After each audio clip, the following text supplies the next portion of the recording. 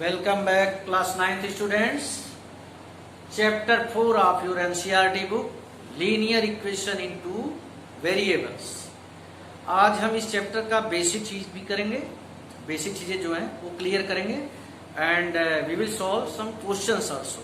But first of all हम direct questions पे jump नहीं करेंगे. First of all we will discuss basic concept. मतलब क्या होता है linear equation in two variable का स्टैंडर्ड फॉर्म क्या होता है, ये सारी चीजें हम डिस्कस करेंगे. तो जैसे मैं आपको बताऊं 2x plus 3y minus 7 is equal to 0, 4x minus 5y plus 2 is equal to 0. जो इस तरह की इक्वेशन कुछ ऐसे भी लिख के आ जाते हैं 10x minus 7y is equal to 4.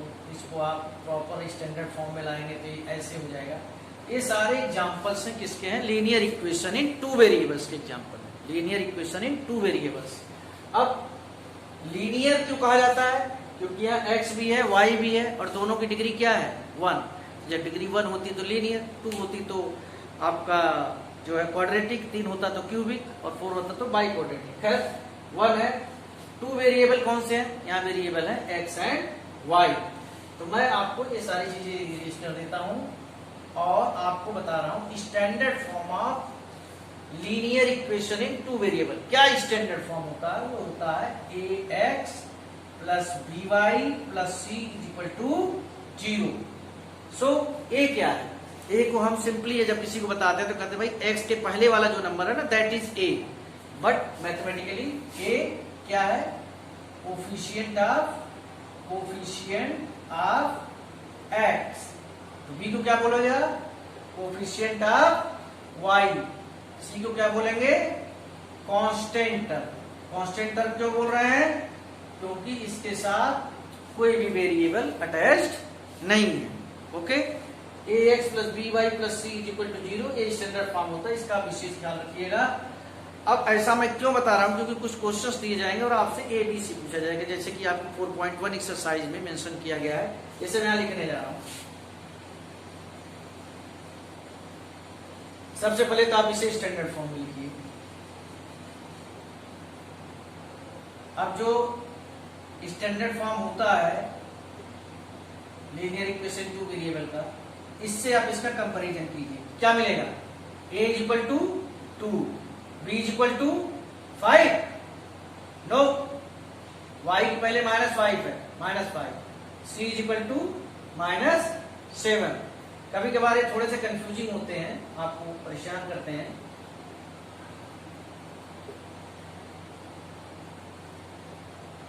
डरने की कोई जरूरत नहीं है. यहां पर कंपैरिजन करेंगे a 1/2, b बस एक गलती मत करना, माइनस आप लोग कभी कभार नहीं लगाते हो, and c is equal to a. कभी कभार ऐसे भी आ जाता है और आपसे a b c की वैल्यू पूछता है, इस तरीके से भी. अब ऐसे केस में आपको x नहीं दिख रहा है तो कोई नहीं, आप इसको ऐसे लिखिए. नहीं है तो 0 का तो मल्टीप्लाई करके लिख सकते हैं और फिर कंपैरिजन कीजिए, ऑटोमेटिकली आपको सारी चीजें मिल जाएंगी. a क्या हो गया 0, b क्या हो गया 3 एंड c क्या हो गया -8.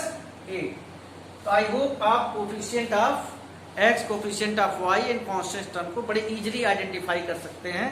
बट आप एक ही चीज आपको करनी है, बस x वाला टर्म, y वाला टर्म और जो कांस्टेंट टर्म है सबको लेफ्ट हैंड साइड में लाइए और राइट हैंड साइड में केवल 0 होना चाहिए. एंड सेकेंड थिंग, अगर कोई वेरिएबल प्रेजेंट नहीं है तो उस वेरिएबल के पहले 0 लिख दीजिए. सपोज x नहीं प्रेजेंट है तो 0x लिख दिया, y का नहीं है तो 0y, क्योंकि आपको a b c की वैल्यू पता करनी है. तो पहली ही एक्सरसाइज में एक चीज का और जिक्र है कि आप कैसे इक्वेशन लिखते हैं. जब कोई एक कंडीशन दी होती है तो linear equation in two variable आप कैसे लिखते हैं, उसका मैं आपको एक एग्जांपल बता रहा हूं तो आपको इससे बड़ी हेल्प मिलेगी. फादर, ध्यान से देखिएगा, you suppose age of your father is 45 years. Your father is 45 years old and you 15 years. तो आप दोनों की उम्र इक्वल नहीं है, लेकिन मैं क्या चाहता हूं कि 45 और 15 के बीच इक्वल का साइन है. दोनों इक्वल नहीं है, लेकिन मैं चाहता हूं कि दोनों के बीच जो है इक्वल का साइन आए। तो सिंपली आप कहेंगे कि सर 15 तो बहुत छोटा है, 15 में का मल्टीप्लाई कीजिए, हम इसमें करेंगे 3 का मल्टीप्लाई। अब मैं फादर को x और आपकी एज को y मान लेता हूं। अब मैं वेरिएबल में एंट्री कर रहा हूं। So 45 is equal to 3 into 15, x is equal to 3y। एक तो एक क्वेश्चन हो गया, x is equal to 3y। अभी मैंने जो डिस्कशन किया था, अगर इसको आप ऐसे लिखेंगे, देखिए x के पहले कुछ नहीं है तो 1 है, a की वैल्यू क्या आ जाएगी 1, b की वैल्यू क्या आ जाएगी -3 और c की वैल्यू क्या आ जाएगी 0, क्योंकि कांस्टेंट टर्म प्रेजेंट नहीं है। इसी चीज को आप और तरीके से लिख सकते हैं, 45 इज इक्वल टू 15 प्लस 30 लिखा जा सकता है। 45 और 15 इक्वल नहीं है, लेकिन अगर 15 में 30 को ऐड किया जाए तो 45 इक्वल हो जाएगा। सो क्या बन जाएगा, x is equal to y plus 30। यही चीज हो जाती है x minus Y minus 30 is equal to 0। आपको बताने में जरा भी तकलीफ नहीं होनी चाहिए, जरा भी डिफिकल्टी नहीं होनी चाहिए। a की वैल्यू 1 है, b की वैल्यू -2 है और c की वैल्यू -30 है। तो आई होप इस तरीके से आप, और भी कई तरीके हैं। कुछ बच्चे कहते हैं कि सर हम 45 में से अगर 30 माइनस कर दें तो भी 15 आ जाएगा। आप बिल्कुल सही कह रहे हैं और मैंने जो बात कही है वही आप बात बता रहे हैं, लेकिन थोड़ा सा बदल के। जैसे इधर देखिए मैं लिख रहा हूं, लो हो गया। अभी इस y को उठा कर इधर ले आओ, x minus Y minus 30 equal to 0।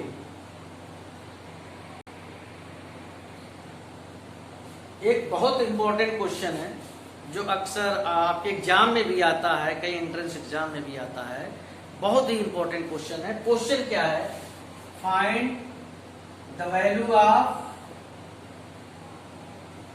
k if 2 minus 5 is solution of 2kx minus 3y is equal to 80। आपको k की वैल्यू पता करनी है अगर इसका सोल्यूशन 2 माइनस 5 है, यानी 2 माइनस 5 जब लिखते हैं तो कोऑर्डिनेट ज्योमेट्री में आपको बताया जाता है जो पहला वाला नंबर होता है वो होता है एफसीसा, और दूसरा वाला जो होता है किसी पॉइंट के बारे में बताया जाता है ऑर्डिनेट। दूसरे शब्दों में मैं कहूं तो जो 2 होता है that is the value of x and जो दूसरा नंबर होता है that is the value of y। तो आप इस x और y की वैल्यू को आप इस इक्वेशन में पुट कीजिए, ऑटोमेटिकली आपकी k की वैल्यू आ जाएगी। देखिए कैसे, 2k into 2 minus 3 into minus 5 is equal to 80, 4k plus 50 is equal to 80, 4k is equal to 80 minus 50 is equal to 3। तो a is equal to 3/4। Means ऐसे case में जब आपसे कोई एक अननोन क्वांटिटी पूछी जाए और आपको दिया हो कि ये इसका 0 है, सोल्यूशन है, रूट है, ये सारी चीजें एक ही होती हैं, सोल्यूशन, 0, रूट, ये सारी चीजें एक ही, तो इनका मतलब एक ही होता है। मीन्स इनका मतलब क्या होता है मैं आपको बताऊं। अब आपके पास k की वैल्यू आ गई है, k की वैल्यू आप रखोगे तो इसमें कुछ मॉडिफिकेशन होगा, एक इक्वेशन बन के आएगा। तो लेफ्ट हैंड साइड में अगर ये वैल्यू रखोगे तो राइट हैंड साइड आ जाता है। जैसे कि मैं आपको बताऊं,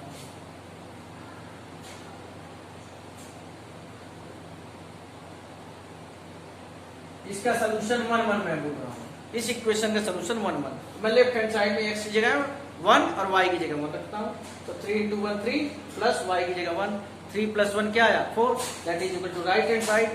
अगर लेफ्ट हैंड साइड में जो x और y की वैल्यू दी हुई है, एफसीसा ऑर्डिनेट की जो वैल्यू दी है, अगर उसे रखने से राइट हैंड साइड आ जाता है तो उसका सोल्यूशन होता है। मैं क्यों बता रहा हूं, क्योंकि आपके इसी एक्सरसाइज में एक्सरसाइज 4.2 में ये चेक कराया गया है, या 4.1 में, कि चेक करो कि ये इसके जीरोस हैं कि नहीं, ये इसके सोल्यूशन हैं कि नहीं। अब आगे में the most important question, how to plot a given linear equation in 2 variable graphically, graph पर कैसे प्लॉट किया जाता है। तो जो मैं आपसे कह रहा हूं लीनियर इक्वेशन इन 2 वेरिएबल, आप जब क्लास 11th में आओगे तो आपको जानकारी मिलेगी कि जो लीनियर इक्वेशन इन 2 वेरिएबल है ये स्ट्रेट लाइन का इक्वेशन होता है जिसका स्टैंडर्ड फॉर्म होता है y is equal to mx plus c। लेकिन फिलहाल मैं ये बात आपको नहीं बताने आया हूं, मैं आपको बताने आया हूं कि जो 2 वेरिएबल में इक्वेशंस दिए होते हैं उनको ग्राफ पर हम कैसे प्लॉट करते हैं। सो प्रोसीड करते हैं। ये आपका linear equation in 2 variable equation लिखा है मैंने, उसको मैं ग्राफिकली प्लॉट करूंगा। प्रोसेस क्या है प्लॉट करने का? आइदर एक्स और वाई को आप लेफ्ट हैंड साइड में रखिए, बाकी सारी चीजों को राइट हैंड साइड में ले जाइए। लेफ्ट हैंड साइड में या तो एक्स रहेगा या फिर वाई। चलिए हम डिसाइड करते हैं कि हम अपने एक्स को लेफ्ट में रखेंगे और सारी चीजें राइट हैंड साइड में ले जाएंगे। ओके, ले गए भाई, ये हो गया। बॉक्स बनाइए, बना लिया भाई। आगे क्या करें? थोड़ा रुक जाइए। अब y ये आपने रखा लेफ्ट में x, बाकी चीजें राइट हैंड साइड में चली गई। अब y की वैल्यू 1 -1 2 -2 3 -3 आपको रखना है, लेकिन आप हर वैल्यू नहीं रख सकते हैं। क्यों? एक ऐसी वैल्यू रखिए कि सोल्यूशन करने के बाद यहां जो नंबर आए वो 4 की टेबल में आ जाए। तो इससे क्या होगा, आपको प्लॉटिंग करने में बहुत इजी हो जाएगा। जैसे कोई बच्चा कह बोले कि सर मैं y की जगह अगर -1 लिख दूं, तो देखिए बच्चा कह रहा है मैं -1 लिखने जा रहा हूं। रखो भाई, 11 + 7 × -1 अपॉन 4, 11 - 7 अपॉन 2, 4 अपॉन 4। ये रफ में है 1 आ गया। ठीक है भाई, बिल्कुल सही जवाब आया है, -1 पे आ गया। अब यहां पर कहा जा रहा है आपसे कि सर 1 रखें, 11 + 7 18 हो जाएगा। इसको भी रख सकते हैं लेकिन डेसिमल में आ जाएगा, लेकिन हम डेसिमल में चाहते हैं, हम इंटीजर्स चाहते हैं। ठीक है, 2 पर भी नहीं आएगा, 14 + 11, 3 पर 21 + 11। देखिए y की जगह जैसे हमने 3 रखा, देखिए 11 + 7 × 3 अपॉन 4। अब बोर्ड मास का जो रूल है उसके अगेंस्ट मत चले जाना, पहले मल्टीप्लाई करना। ये नहीं कि 11 में 7 ऐड कर रहे हैं फिर 3 से मल्टीप्लाई कर रहे हैं, नो, पहले मल्टीप्लाई कीजिए। +21 अपॉन 4, 32 अपॉन 4, आपका ये क्या आ गया? 8 आ गया। ठीक है भाई, अब आप माइनस प्लस में तो ले आए, आप -3 में रखोगे तो भी नहीं आएगा, -10 आएगा। -4 रखोगे 28, -5 रखोगे, -5 रखने में क्या आएगा? ध्यान से देखो, 11 + 7 × -5 अपॉन 4, 11 - 35 अपॉन 4, -24 अपॉन 4, -6 आ गया। अब सवाल ये उठता है, मैं ग्राफ पर प्लॉट करना चाहता हूं, तो मैं तो 2 पॉइंट निकाल लिया था, इसी से प्लॉट हो जाता भाई। 2 लाइन है, 2 पॉइंट है, आपने जोड़ दो, लाइन की इक्वेशन आ जाएगी। 3 वैल्यू निकालने की क्या जरूरत है? क्यों निकालते हैं 3 वैल्यू? टीचर हमेशा ये क्यों कहते हैं कि 3 वैल्यू निकालनी चाहिए, 2 वैल्यू नहीं निकालनी चाहिए? उसके पीछे रीजन है। देखिए 2 वैल्यू आप निकालते हैं, 2 पॉइंट निकालते हैं, सॉरी, तो 2 पॉइंट आपका सही हो या गलत हो, स्ट्रेट लाइन आएगी, हमेशा हमेशा स्ट्रेट लाइन आएगी। लेकिन अगर आप 3 वैल्यूज निकालते हैं, अगर उनमें से कोई एक गलत वैल्यू आई होगी तो आपकी लाइन स्ट्रेट नहीं आएगी और ये साफ इंडिकेट करेगी आपने कहीं कैलकुलेशन मिस्टेक की है। अभी मैं इसे रफली प्लॉट करूंगा तो आपको समझ में आएगा। रफली करूंगा तो मेरा तो बिल्कुल स्ट्रेट नहीं आएगा, बट आप जब ग्राफ पेपर पर करोगे तो बिल्कुल, अगर आपने तीनों ये बिल्कुल सही तरीके से निकाले हैं, you will get straight line, क्योंकि स्ट्रेट लाइन का ही इक्वेशन है। तो प्लॉट करते हैं। ये है आपका ग्राफ पेपर जो मैंने रफली बनाया है। ये 0 ओरिजिन को इंडिकेट करता है, x y x, और आप स्केल भी लिख देंगे जब आप ग्राफ पर प्लॉटिंग करते हो। आप लोग अक्सर स्केल नहीं लिखते हो। तो 1 बिग बॉक्स, अगर बड़ा ग्राफ है तब तो 1 big box is equal to 1 unit, या 1 small box is equal to 1 unit आप लिख सकते हैं। खैर, अगर आपको प्लॉटिंग नहीं आती तो यहाँ से देखिए प्लॉट कैसे किया जाता है। प्लॉटिंग में यही होता है एक्स एक्सिस के लिए कि राइट हैंड साइड में जाएंगे कि लेफ्ट हैंड साइड में, एक्स एक्सिस के लिए, और वाई एक्सिस के लिए अपवर्ड जाएंगे कि डाउनवर्ड जाएंगे, दैट्स इट। लेकिन सबसे पहले हम मूव करते हैं एक्स एक्सिस पर, उसके बाद वहीं से जहां पहुंचे हैं वाई एक्सिस की तरफ मूव करके जाते हैं। Okay, so let us start. 1 - 1 plus का 1 क्या करा? एक्स के प्लस की तरफ 1 जाओ, फिर यहां से कहा जाए -1, वाई के माइनस की तरफ, यानी नीचे। अरे यार पॉइंट हो गया 1 - 1। 8 3 एक्स के प्लस की तरफ जाओ, 8 8 यूनिट गए। फिर यहां से कहा जाऊं, ऊपर की नीचे। 3 क्या बता रहा है, ऊपर की तरफ, प्लस की तरफ। फिर -6 -5, x के माइनस की तरफ जाओ, आ गए 6 यूनिट। ये माइनस का साइन बता रहा है कि लेफ्ट की तरफ जाओ। फिर यहां से कहा जाऊं, y के माइनस की तरफ 5, यानी नीचे 5।